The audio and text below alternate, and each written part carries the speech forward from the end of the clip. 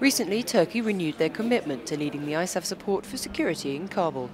Overall, security of the city has long now been in the hands of Afghans, but with Turkey backing them in what's known as Regional Command Capital. The Kabul province, not just on the center, is relatively calm and secure. When we checked the last figures in last year, we have experienced 52 events. When we compare these figures with the previous year, with the same time period, we can easily realize that there's a 70% reduction in the numbers.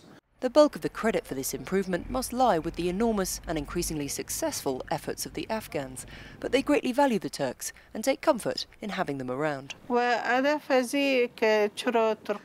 Turks happy with the Afghans and the Afghans happy with the Turks? Everyone knows it's because we are all Muslims and much of our culture and traditions are similar.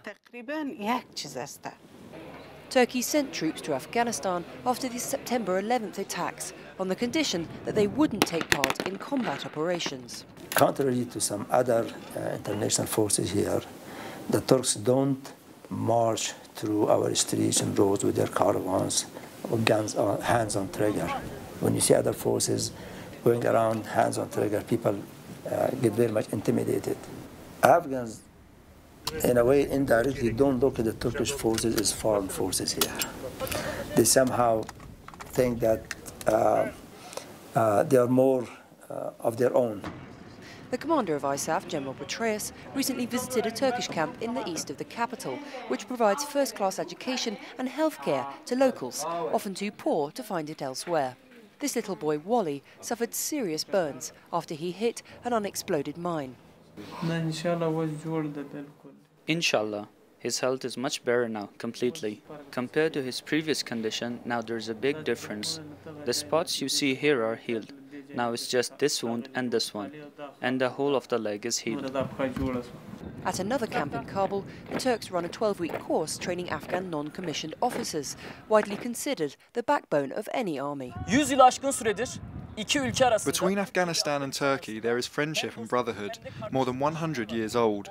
They like and respect us very much. They are trying to do their best in this training.